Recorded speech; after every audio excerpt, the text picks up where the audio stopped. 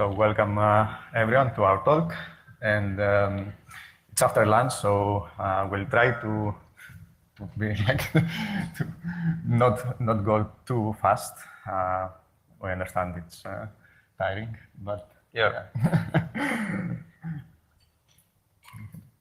My name is Carl Maliner. I'm an independent researcher. I worked on mobile security for a long time. I was a little bit involved in the Android Hackers Handbook, and recently was working actually on building an Android device. And I'm John. I have been a consultant for a lot of years, recovering now, doing research for Synopsys, and I've been working a long time in protecting mobile applications against various threats, and working together with a lot of different big organizations and their mobile applications. I've designed a few static analysis tools and been working in R&D for Coverity and other tools since. Yeah, so we're going to talk a little bit about app security, what SafetyNet and SafetyNet Attestation is, and then from the developer's perspective, then about some bypasses and attacks, and then we're just going to conclude and show some future work. So mobile app security basically is about more or less protecting the backend service these days, because now mobile apps are really the gateway to your service, and there's a lot of apps that basically that's the only thing you can use to talk or use a specific service. For example, Uber, or any of the ride-sharing apps. It's basically you have an app, but there's no real website anymore, or Snapchat. So it's really about protecting the service, the revenue, and the brand, and hopefully also the user, our customer. But there are threats, specifically targeted to mobile applications, the client-side code of the mobile applications. And there are a lot of reasons that an attacker will want to attack a mobile application. Of course, to analyze the internals so that he can understand what is going on and maybe replicate the code and create his own service or steal IP. Although you shouldn't have IP in client-side code, but anyway. Or you may want to spoof the identity of the user, or to disable security controls that the application may have, or to make use of the low-level APIs that the application offers in order to create a spoofed client or something like that. And the way this is done is normally by routing. There are many ways, there are vulnerabilities and application bugs, but we are going to talk about routing and tampered devices in this presentation. Yeah, and a little bit, of course, about app modification. And the real thing with routing is, of course, you can just destroy all of the security controls or security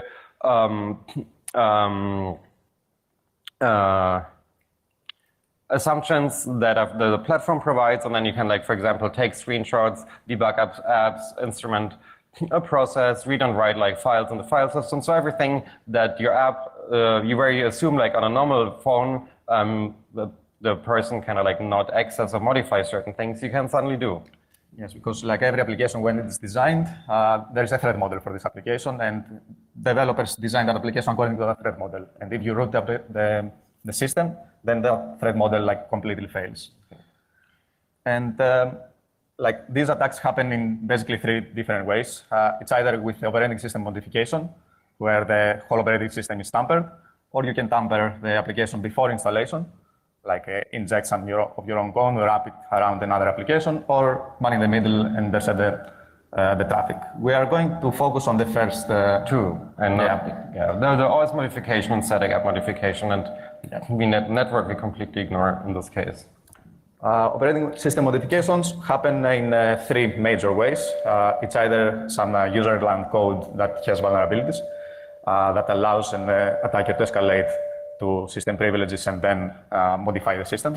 Or there can be a kernel exploit or kernel bug or a TE bug even deeper in the system that allows an attacker to escalate.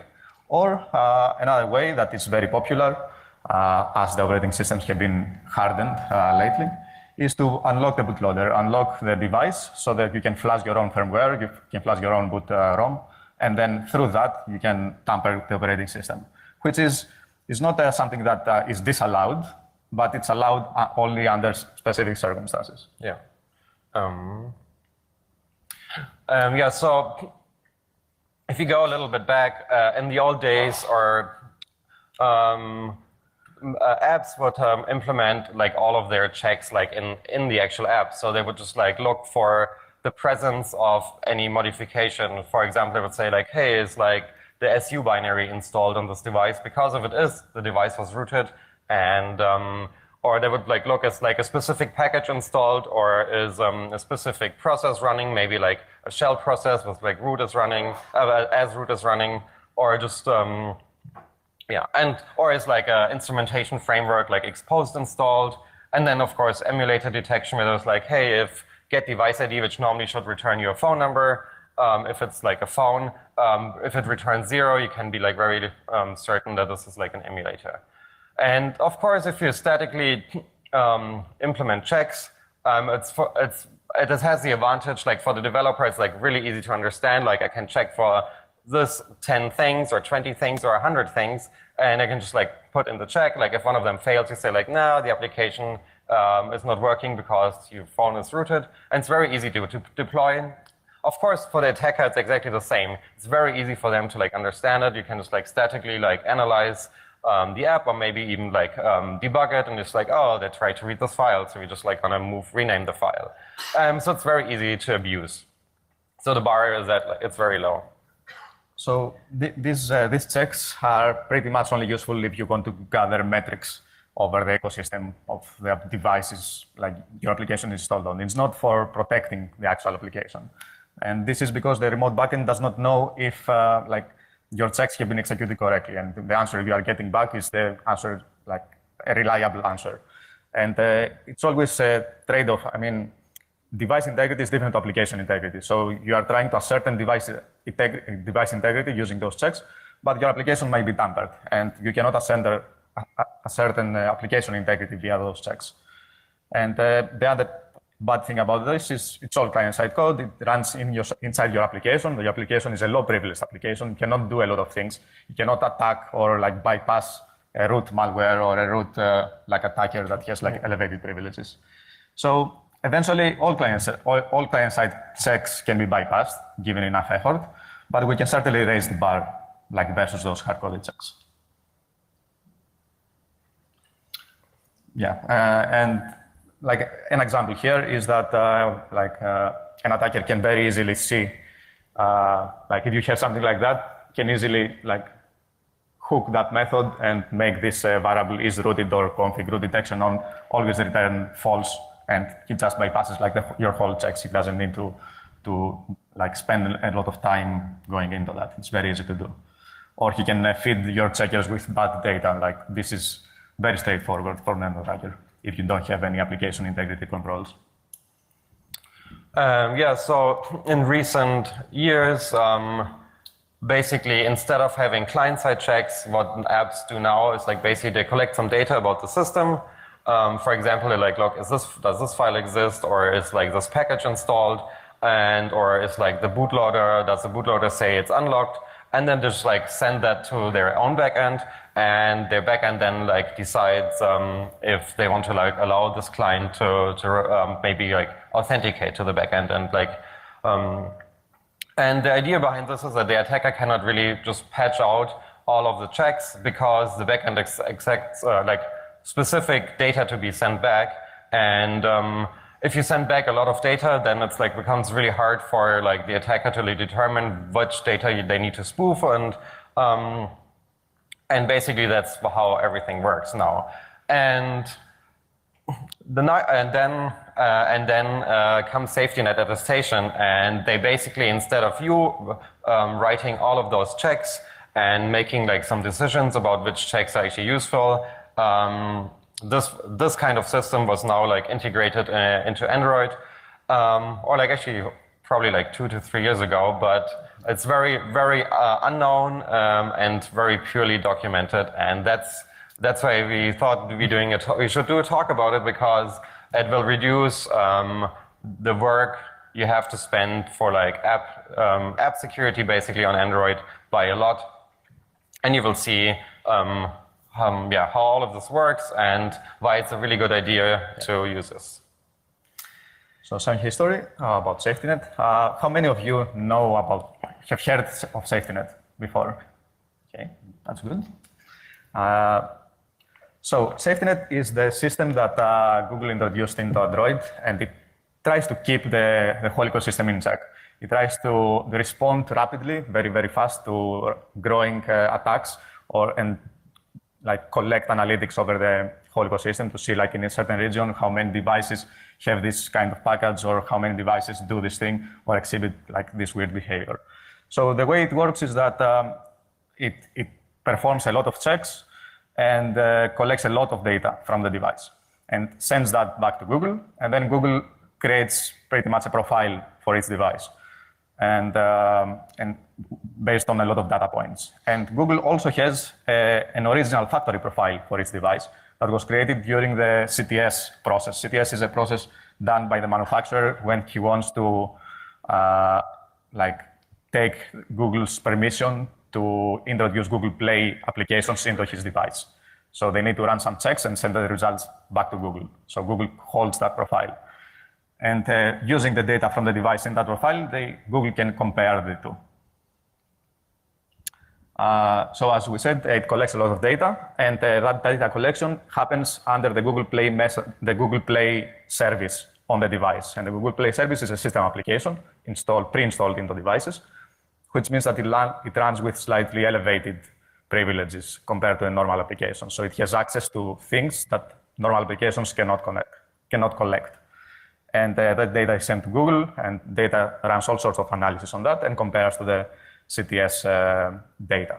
And the whole system is very flexible. Even the SafetyNet code gets pushed to the device automatically, independent of Google Play updates.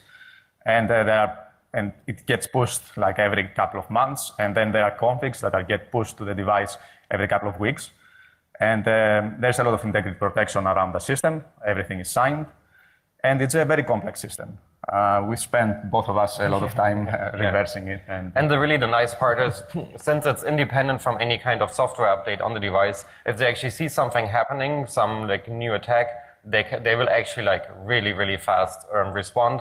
And you can actually see that like in forums where people like try to like in routing forums where really they basically fight, like sometimes like on a weekly basis where like an update broke their routing or like detected the routing, then they fixed it again, and then Google detected again. So it's like very interesting. And as like an app developer, you really want, like, if you see that, it's like, yeah, I really want that, like, because now my security team doesn't have as to do much work because Google is like doing that for you. I think the security team of an independent developer does not have to follow all the latest developments outside in the world, because Google security does that.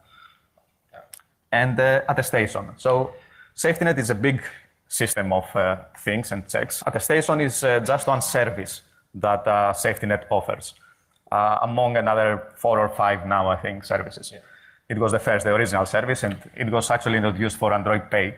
So Android Pay relies on that service, and a lot of other applications nowadays. So the service is basically like the developer asking Google, okay, Google, like, what do you think about the device I'm running on? Like, is it trustworthy or is it not? And Google is going to like gather all the data they have and create a response, a signed response by Google that says that this device is tampered, or this device looks kind of tampered, like diverges from the profile we hold, everything is okay. Yeah. It's important to know that the attestation result does not depend in any way in all the data that SafetyNet collects. So it's only certain pieces of data that attestation depends on. And they change all the time as well. Yeah. So it's not easy to follow. Couple of caveats. So attestation aims to let developers understand if a specific device is tampered compared to the original factory settings. It does not warn developers if the device is vulnerable in any way. Although SafetyNet collects all the information that it needs to have in order to determine if the device is vulnerable, this is not made available to developers. So it's important to have that in mind, because your device might be vulnerable but not tampered, but because it's vulnerable, there can be a malicious application that automatically like compromises the device without you knowing. And its main purpose is to offer device integrity protection, not application device integrity, although it can be used in some way. It has that feature definitely in, but it's like not as strong as the device integrity part. And there has been some criticism over the system. Two main things. First of all is that Attestation and SafetyNet is a Google thing, a Google-specific thing, which means that on purpose and because of the way it works, it doesn't work on non-Google devices, which means that it excludes a lot of operating systems, alternative operating systems, non-Google approved operating systems. And a lot of users have certain concerns about that. They cannot run Android Pay on Cyanogen or whatever else. Yeah. And there have been some concerns raised about privacy because it's not a very transparent system. Documentation is very, very lacking, although it's getting slightly better over the last couple of months. But also Google really tries to not collect any user-specific data whatsoever. Yeah. But still, since it's not well documented and not super transparent, people are not super happy about some parts. Yeah. On our experience, though, we've seen a lot of advertisement libraries and other root detection libraries that collect a lot more sensitive data that SafetyNet does. Okay. In a bit more technical details, the main part of SafetyNet is a jar file. It's a Java code. That is a Play Services module. Play Services is not really an application. It's a package management thing inside the system that has independent packages.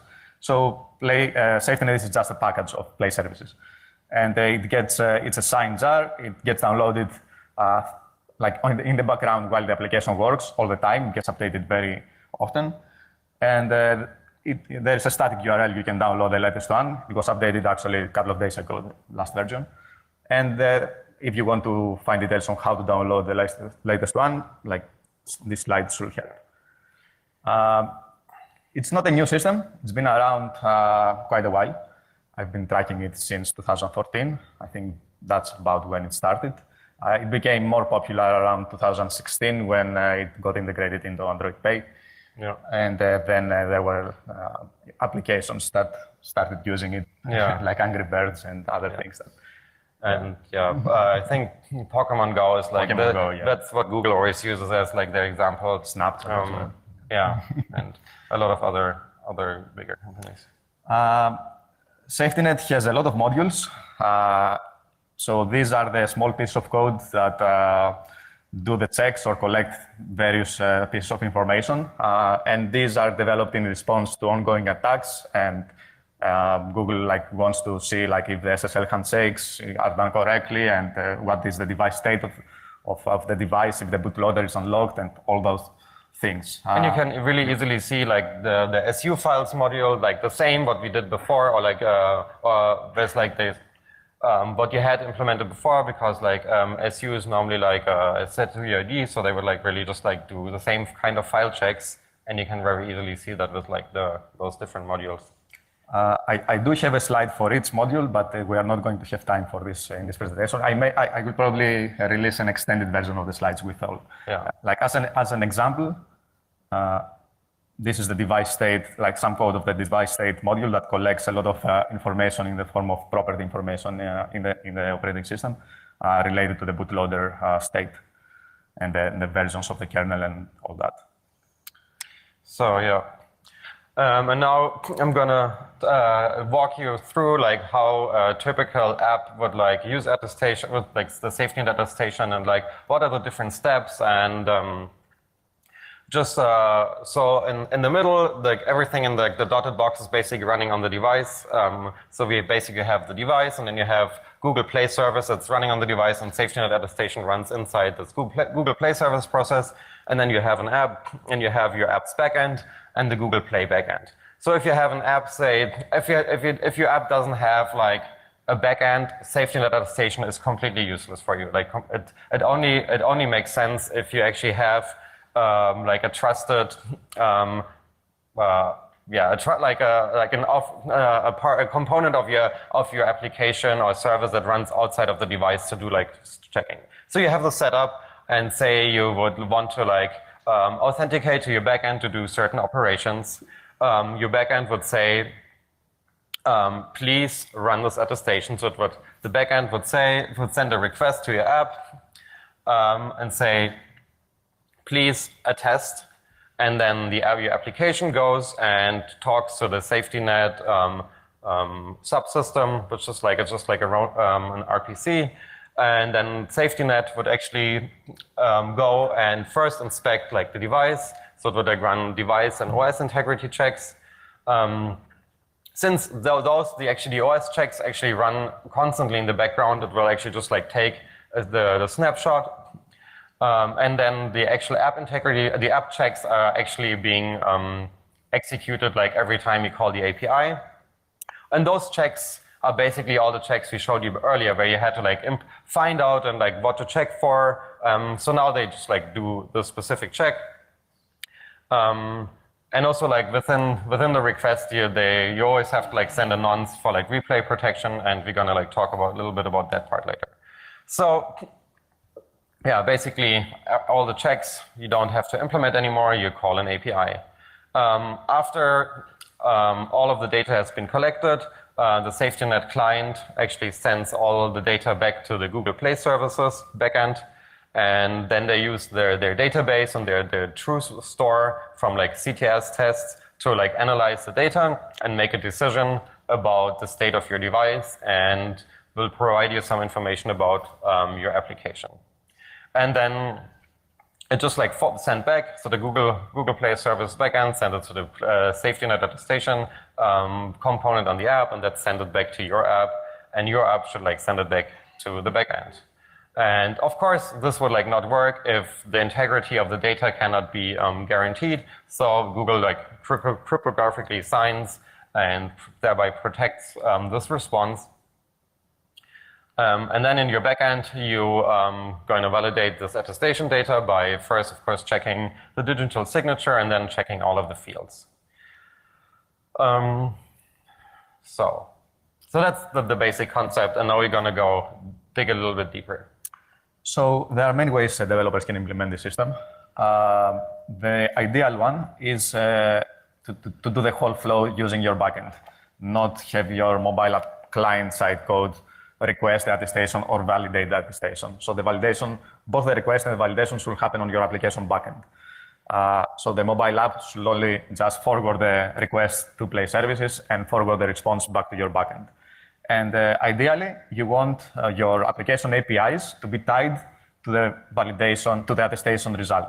So if you have an API that requests a credit card from the user, that API ideally should not be able to function at all when incoming data come through, if the incoming data does not also include a valid attestation response. So your API on the backend first is going to validate the attestation is correct, and then process the actual data that you return, like the credit card. And if the attestation is not correct, then it should return an error. Validation is not the easiest thing to do. First of all, as we said, you have to validate on the server, not on the client, to tie the attestation to the APIs. And if you cannot tie it to the APIs, you have at least make sure to run the attestation several times within the user session, and not just when the application starts, because maybe when your application starts, nothing, like everything is okay, and then while the user is logged on, like the application is tampered or the device is tampered on purpose after the initial request goes through. So you need to do it like at least while you are using sensitive APIs. And that is what Android Pay does, by the way. So you have to use and validate the nonces correctly and to check all the return fields and the crypto. We're going to talk about that a bit more later on. And yeah, basically, so just for fun, this is actually what you get back. It's just like a gigantic base 64 encoded blob, which is actually like this JSON web signature. It has like 3 parts. The biggest part is the search chain, and you have the tiny blue part, which is just like the attestation, and then you have the signature. Like, you have to, of course, validating JWS can be done by libraries, but you have to be careful if you are doing it yourself, or be careful like which library you are using. Some of them may be fooled. For example, if a JWS attestation result has 2 certificate chains, you may verify one, but the attestation may use the other one. So there should only be one chain. You have to validate that chain completely to see like if all of the steps are signed by each other. You have to see that the root of the chain is the Google certificate, maybe pin that certificate. You have to see that the leaf certificate of the chain, you have to hostname validate it to attest.google.com because that should be the hostname of the leaf certificate. Maybe check if certificates are revoked. Yeah. And then at the end, use the leaf certificate to actually validate the GWS signature. Yeah. And then after you do all that, go into the result. And this is the result. Yeah, so basically that's the actual attestation data. It's like that's like changes over time. Sometimes they add fields, which we're only going to talk about. But basically you have the nonce, you have a timestamp, you have the package name. So that's like the app that actually like requested the attestation. And then you have the certificate digest, like from like the certificate that signed your APK. And then you have just a file digest of the APK itself. And then you have these two fields which give you information about the device integrity. And I can do that. Okay. In the beginning, when Attestation, when they first released it, they only had the CTS profile match, which was basically like a really hard check, where they said like, okay, if your device has any kind of modification, the CTS check, as you see, like on the left column, it's like all false. Like it's only like genuine devices. And then they said like, we maybe want to like support unlocked bootloaders. So you can actually, you then added like the basic integrity where they say like, if you didn't like modify anything on the file system, but just unlock your bootloader, you're gonna fail CTS profile match, but we're gonna tell you like the basic integrity is still good. So what basically happens is that Google really regards unlocked devices as tampered, while most developers do not do that. So they had to introduce another check for developers that do not want to regard the unlocked devices untampered to be able to pass attestation and work with those devices. Yeah. And I'm correct. So in the beginning, when I looked at like SafetyNet attestation, they did not even have this like on their website, right? No, this table was included in the documentation about 4 months ago. Yeah. So and we have been like working on this for like over 2 years. So like in the beginning, it was like, and now you can just guess what happened. Yeah. Just like a few words on the nonce. So like every time the backend requests an attestation, it should like really send like a nonce, like a number used once, to prevent basically replay attacks and reuse of attestation results. Yeah, that's basically it. And it's like you really need to check that. And yeah. So one of the most annoying parts. So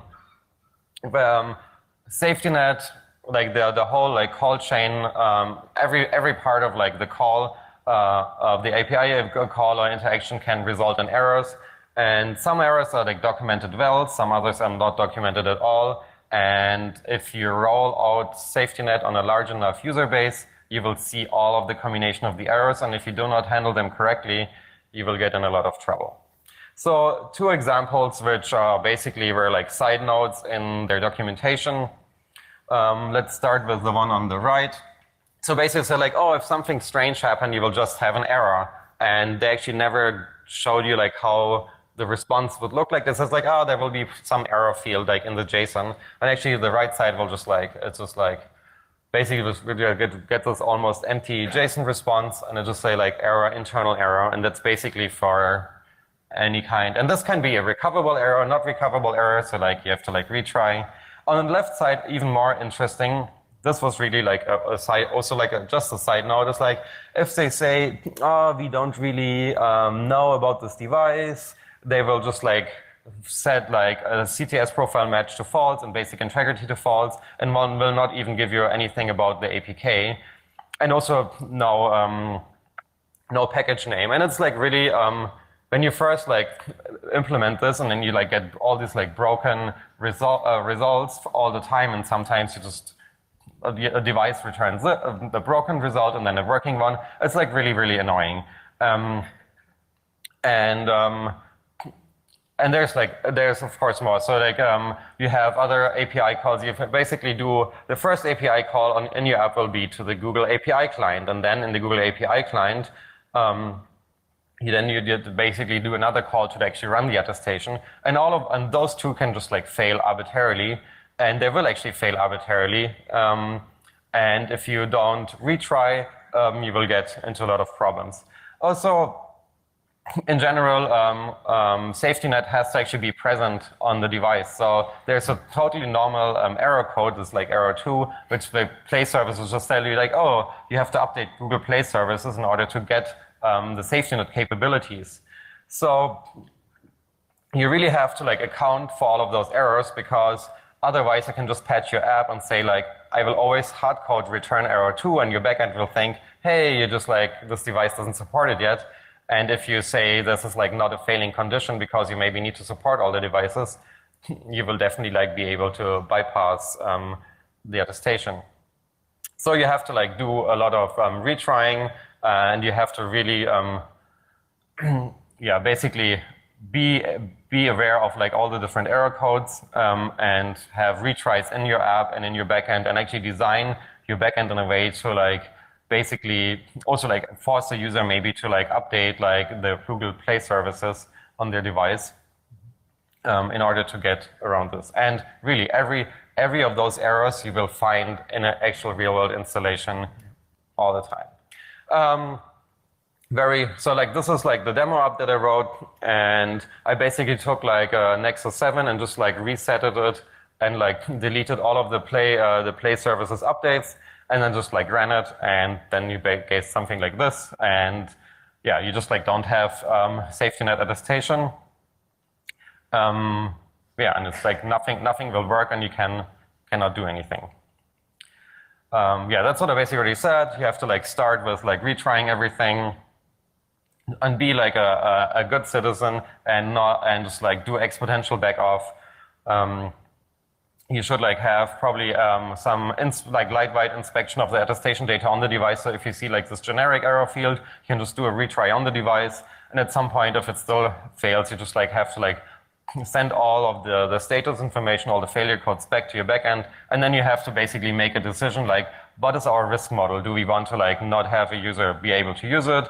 Do we want to maybe just show the user like a pop-up like, hey, maybe you should like reset your device or unroot it, or like will never be able to use this on this device. You have to do something, but you have to really plan for that. Otherwise, either people will bypass the attestation check, or you will have a lot of unhappy users because they can't use. So it's really easy to force errors if you want to force errors. So you need on your backend to make sure you handle them properly. Yeah.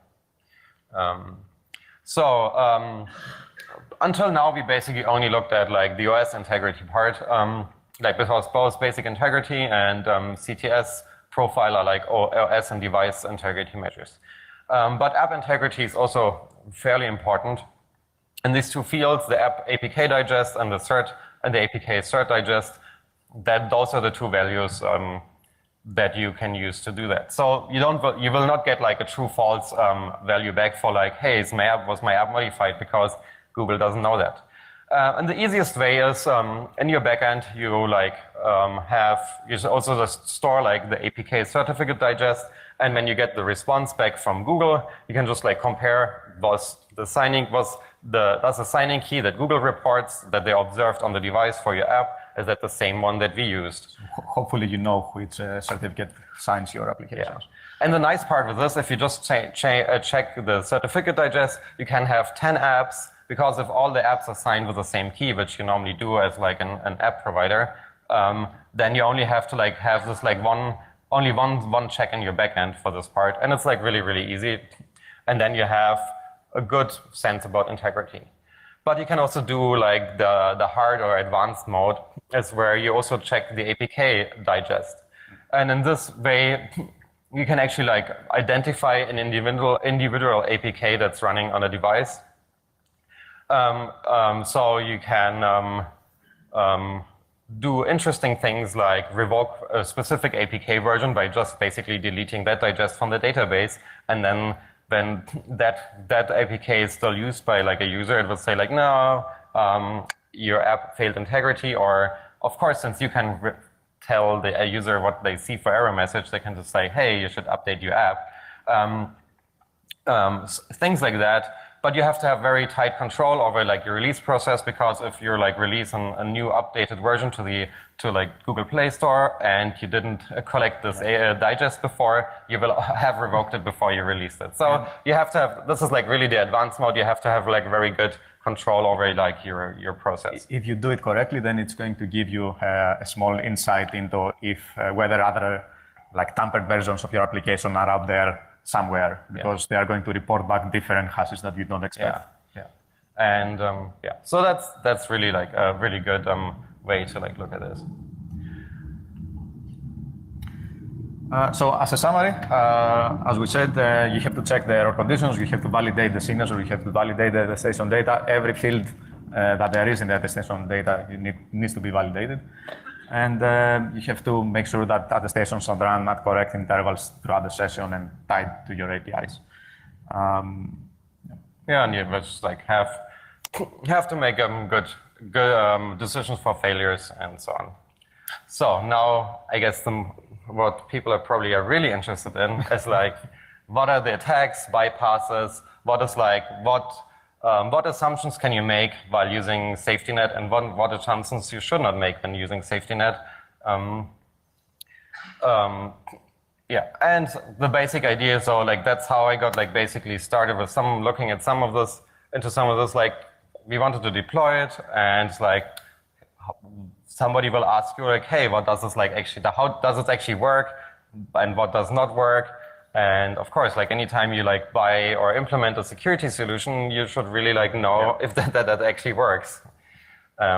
So one really interesting thing about SafetyNet is Android versions. So different Android versions have very different platform security measures. For example, Android 4 and 5, you don't really have, can't detect like the boot state or the bootloader unlock state from the application layer. Because there's just like, and this information is present in like the bootloader and the kernel, but it was never really like vented to the application layer. So or there's no secure boot chain. That too. Like of course on the like Android 4, there's not really a like super secure boot chain. So of course, like this bootloader unlock check that was part of like failing CTS will just not be there on Android 5, but this is like in no way documented. This is like, of course, like, like how Android works inside out. So like, of course, like that we know that this doesn't work. And that's I guess was like their assumption. And of course on Android 6 and up, you really have a detection of the boot state. So you can see was this like securely booted, is the bootloader unlocked? And then if the bootloader was actually unlocked, or then CTS will actually fail. And that's just like one tiny bit of things you should really know when trusting some system like SafetyNet. And then other things like on Android 4, you don't have VM-Verity yet. VM-Verity is like the file system or block device integrity mechanism in Android or like Linux in general now. So basically you can very hard lock down like the system partition, because you just cannot write to it, because every block is like signed.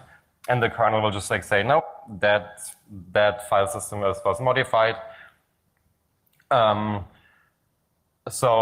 on Android 4, you don't have that yet. So you can actually do things like, you can first very easily modify the system partition. You can just like dump SU on system xbin, and then you have a rooted device.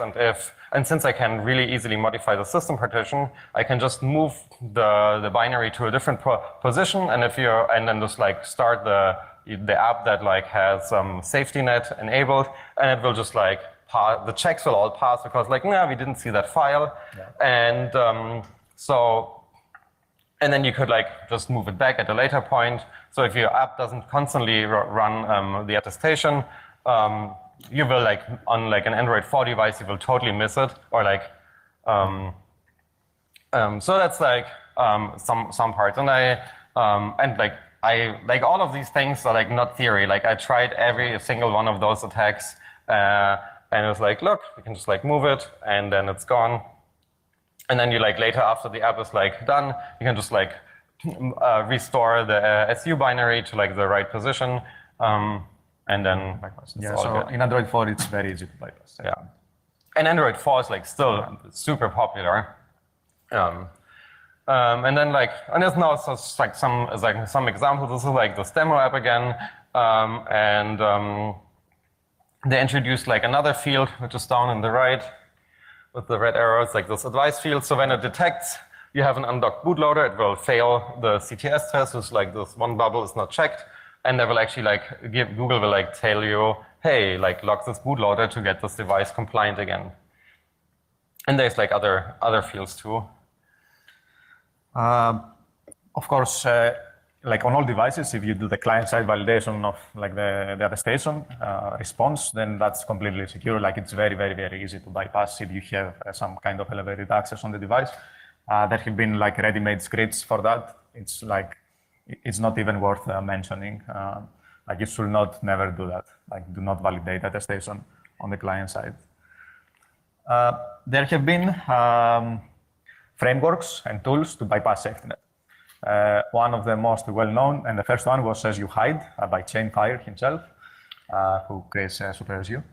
And it basically was an attempt to hide the presence of SuperSU and the SU binaries on the device from SafetyNet. It worked for a while, then SafetyNet was updated, and then SU Hide was updated again, and then SafetyNet was updated, and at some point Chainfire decided to stop updating SU Hide because he got bored, and he has better things to do, I guess. And but then Magisk came along. Magisk, for those of you that do not know it, is a systemless root method. So it's a method to root your device in a systemless way, in a way that does not touch the system partition. So what typically happens is that you unlock the bootloader and you unlock the device, and then you flash a new boot partition, which like creates some overlays over the system partition, like a bind mounts. Like it basically uses file system namespaces. It's like a new feature of Android kernels. Yeah, and with that they can actually bypass the... Yeah, and it completely and reliably bypasses SafetyNet, and it does that because when Google Play Services starts, it detects that it started, and then it goes into the process of Google Play Services and removes all the file system namespaces that make up the tampered system environment. So to the Google Play Services application, the system looks and feels like it's completely untampered. So Google Play does all its checks and gets the result that it was. And they actually have like in their like Magisk like manager, they have like a SafetyNet check, so they can actually validate to like see that this is like that everything works. And it's like this is like those two like have created like I guess constant pain for Google, but they're like been trying to like catch up and update. And in this case, like of course every time Google catches them and they fix it, they also like fix your app in because you're just using the same code, right? So if you are using Magisk, you are going to bypass SafetyNet. But the good thing, I guess, from a defensive approach is that an attacker cannot root your device and install Magisk like over the air without you knowing. It's very, very hard. Because it relies on unlocked bootloaders. Yeah. So you need to attack yourself basically in order to bypass SafetyNet for your device. And that is like kind of lower risk than like someone compromising the device remotely. Yeah. So, and like, so most of the, so when I started all of the like basically public research on SafetyNet attacks was like SuHide and Magisk, like really going after the OS integrity. But I was very interested in application integrity. And yeah, it was as I said before, it's like those two values, like the digest and the cert digest. And the interesting part is those are calculated on the APK that's on disk, like stored on your device. But in Android, you do not actually execute the APK. The APK contains like DEX files, and DEX files are converted or compiled these days from DEX to ODEX. And on Android 4, it was just like an optimizer. And then later when they had like ART, they were actually compiled to native code. But then basically, the code is taken from the APK, put on the disk, transformed, and that is actually executed. And there was like some research in 2014 on modifying ODEX files to basically introduce malicious code. And it was like, as I was playing with this, like I Googled for the exact right term and found this like previous work, which was like for an older version of Android, but I adapted it a little bit, and yeah. So running code on Android very quickly. On 4 and 5, you basically have the APK and data app, and then the APK, and then you have the code under like data and like the package name. And the actual code that is executed is like in the data Dalvik cache. On 6 and later, you basically have under data app, you just have the package name and all of the code is in there. You have the APK, you have the native code, base ODEX, and in both cases, the DEX files, so like either the optimized DEX or the native code ODEX files, are actually installed by the system and only writable by install D and in some circumstances Zygote. So you, without an unrooted device, with like a non-rooted device, you cannot like modify those files. So the integrity is like pretty strong around that. So you can say like, okay, the system is not modified, but yeah, so if you can modify it, you can basically modify the app. And the interesting part is on Android, you cannot read your own ODEX file on disk because applications do not have permissions to read those files. So that becomes a very interesting attack target because if we can violate this assumption, we can modify that file without the application actually being able to detect it, and SafetyNet only reads the APK, so that would be the perfect attack. So how does this actually work? So what would an attack actually look like? You would unpack the application, modify the Smalley code, repack it, resign it, and then at that point you have the wrong signature, but it doesn't matter. You compile the DEX to ART on newer devices, so basically you just run this DEX to out, which is installed on every phone, and then you have an ODEX file that is based on your modified APK. And then there's like this one small workaround, which is like not a security feature. So every ODEX file has a CRC32 of the original DEX file it's compiled from. And basically what they do is the VM will like compare the CRC to the DEX file and say like, oh, maybe you updated the APK, so we need to recompile if the CRC doesn't match. But you can very easily patch that. And I've actually made a fully automated tool. You can just give it an ODEX file, and it will tell you the CRC, and then you take a new ODEX file and it's like replace the current CRC with a new CRC, and then you're done. And if you're now able to overwrite the ODEX file, you can a device will just execute your modified ODEX file as the current ODEX file. And basically, if you have root on a device, you can just like do that yourself. You can just like overwrite the file, and then you have a persistent modified app, and it will just work. And you can stop and start the app, and it will just like work. And if you're able to unroot your phone without leaving any traces, this will be completely transparent to SafetyNet and maybe other systems. And I was like, nah, we can probably do better. Oh yeah, so like basically, yeah, we can completely bypass the app integrity check if we can root and unroot in this case. And I was like, okay, we can do better. So if you just really think hard, we will probably find a way. So the goal is we have this ODEX file in the system, and that's our goal. We want to overwrite this file. So who can write? As I said before, only install D and Zygote under certain circumstances. So you can like, oh, maybe we have a bug in there. And so if you have bugs in any of those services, you can overwrite files. But who else can write? Of course, the Linux kernel. So if you have kernel bugs, we can do like interesting attacks. And one of the most interesting bugs in the recent, I would say, time was Dirty Cow. Is like basically it I'm not going to like go into any details. Basically, it allowed you to, as a normal user, to overwrite any file on the file system as long as you can open and read that file. And so as I said, applications can actually not read their own ODEX files, but from the shell, from an ADB shell, you can actually read all the ODEX files. So basically you have read access to all of those ODEX files. That means if a system is vulnerable to Dirty Cow, we can, without touching, without modifying or rooting the device, you can just like patch any application. And how does this actually work? Actually, better than telling you, I'm just going to do a quick live demo which is going to be an actual, not a video. So first going to show you this application. There we go.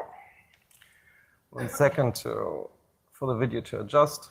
So this is like this demo application that I showed you before. It starts, and then it just like runs all these checks. And it says like, yep, this is completely secure. SafetyNet passes. So, and now, so we have this application. This is like this SA, just like the self-aware application. So how do we normally like modify an application? We just like disassemble this.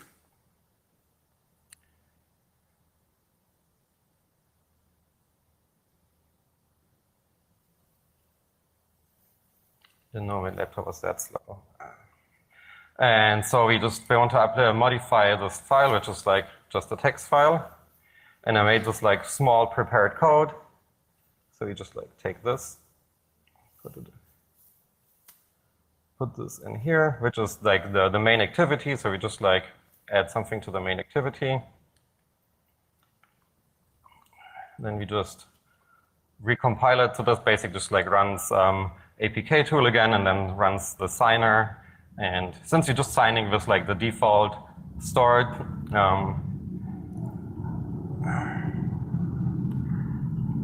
so now we have the patched version. And now what we're going to do, we're going to first get the original APK, because the original ODEX file, because we need the CRC for that. And then we're going to compile our modified version, because we need our ODEX file. So this will just like push the APK to the device, call the DEX compiler, and download the 2 files. So now we have the modified and the original one. We can run this tool. And if you like to run it on the modified version, you see the CRC. We go to the original one, and now I can just like say this is like, we would like to replace this one with this one. And now it has the same CRC. And now what we do, we just run. And now I just like upload the modified ODEX file and run dirty cow. Just like all goes completely automatic, hopefully.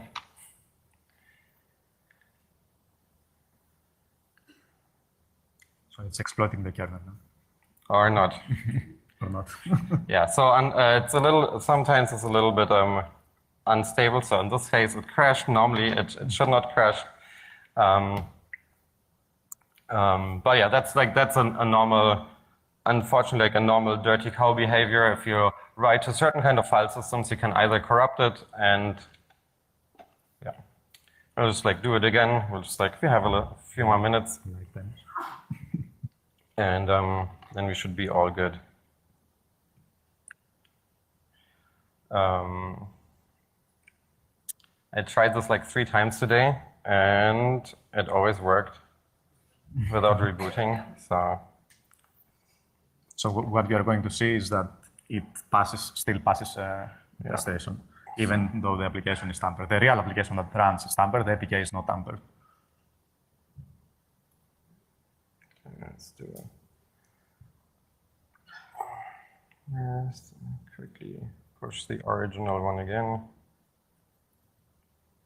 Basically, you cause file system corruption, so you first have to like uninstall and reinstall, which is normally not a problem.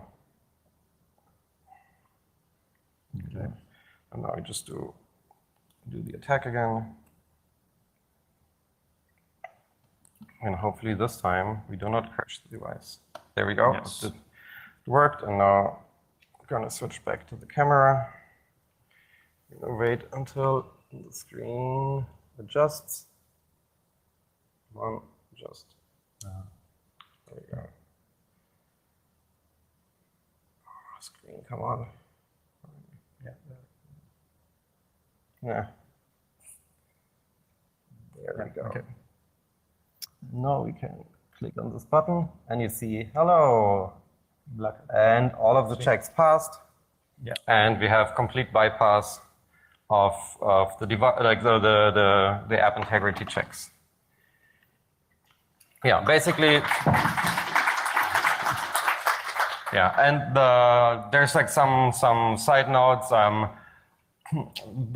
Dirty cow you cannot append to a file, so you have to like basically switch off the optimization during compilation, and then you can actually add a lot of code to the modified APK, and you will still be able to like get the ODEX file smaller than the actual original one, and you can use dirty cow. Yeah, so the attack impact is basically a lot of devices are still vulnerable. If like on Android 7 actually has a check against like will not pass like Google certification if you still have dirty cow. Some devices, some like custom OSs have modifications or like automatic like hardening against this even without knowing the attack. But yeah, so there is some risk, but if you know about it, again, you can plan for this. It's really fun that SafetyNet actually includes a module that attempts to detect attack like that, like cache modifications. But the way it works, because it is one of the original modules, and it has not been updated, so it only catches cache modifications when they happen in DEX code, not in Node code, like in Android 6 and later. So probably needs to be updated, and I'm not really sure if it's actually taken into consideration for the attestation result even. Yeah. Yeah, now we're done. Yeah, so you can really see over time they like added more features, and sometimes I was like looking at the attestation results, and it was like, hey, there's a new field. So I was like just tweeting, hey, there's this new field, and it's like not documented. What is it? Yeah. And then this happened again with this advice field where they say like there's the only two fields I saw, values I saw was like, hey, relog your bootloader, or hey, like your device has been modified so hard, please restore the factory ROM. So you see like constant like advancements. So yeah. So one thing I noticed is SafetyNet, of course, can have outages, and an outage doesn't mean like the Google server is down, because that's pretty unlikely these days, but it could happen, of course. So the CTS, SafetyNet attestation relies on the CTS data. So CTS data has to be submitted to Google. And if it's missing, for say you have a security update, which means it modification of the file system, and if Google doesn't know about it, they would say like, yep, this device has a modified file system, it would fail. So of course, if you don't submit this data, you will like fail all of the devices that have got this update. And actually Google did that to themselves. They like broke a Nexus 6 update, and it basically broke SafetyNet and broke Android Pay on all of their Nexus 6 devices. They rolled back SafetyNet. And then they had like to do some rollback. So you have to really plan for this kind of events that happen because they're not in your control. If like some manufacturer does something, you really want your backend to be able to, where you can say like, hey, we ignore this for some time in order to get like certain things to work and without having an outage ourselves. Like SafetyNet can be improved, and one of the major improvements that we want to see, and we think it's going to happen, is to tie SafetyNet to hardware attestation. Hardware attestation is basically all new Android 8 devices are supposed to ship with attestation key burned into the trust execution environment that they have, if they have one. They're supposed to have one. And that key will be able to sign to create certificates through the trusted execution environment and send a certificate back to whoever wants to attest that that bootloader has not been unlocked, basically. So SafetyNet will be able to reliably ascertain if the bootloader has been unlocked without, like, directly through the trusted execution environment without the kernel operating system getting involved. So it will be a much more robust thing. Yeah. Other things is that like SafetyNet could collect data with increased privileges and use more elaborate methods, maybe use native code like other parts of the system like DroidGuard. Yeah. They attempted to introduce obfuscation, but it's not really correct. Like you can see, like the real class name is there in the debug information. Yeah. Yeah, and as like to conclude, we would say SafetyNet is a really good and free way to do platform device integrity detection and like apps integrity detection. It's really free. Google constantly supports and updates it, so it's a really good solution. yeah, you have to know all of like the small pitfalls, Android versions, really good error handling, and then that's like a really good thing. And if you plan to like do app security or like device integrity checks in your app, you really should do first SafetyNet and then like build all of your own things afterwards. So we suggest using that system after thorough testing and implement it securely, because if it's not implemented securely, then it's not worth it. And that's that's exactly the reason why we wanted to do this talk, because it's largely unknown and like badly documented. And if you just like know about all of those things, you can actually like make real good use of it. And I think that's it. We're like completely out of time, but we are around. Thank you very much.